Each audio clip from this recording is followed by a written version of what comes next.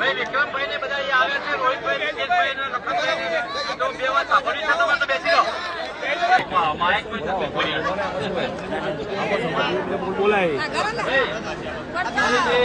જોરદાર એક વાત આવ્યો છે આપણા ભાઈઓ બધા.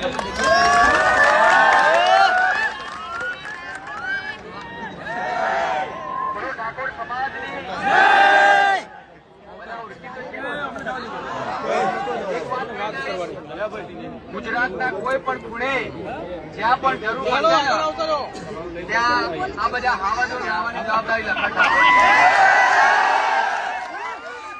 એટલે આ બધા એકતા રાખજો, ભાજપ કોંગ્રેસ એને થોડો સાઈડમાં રાખજો આજના મુદ્દામાં.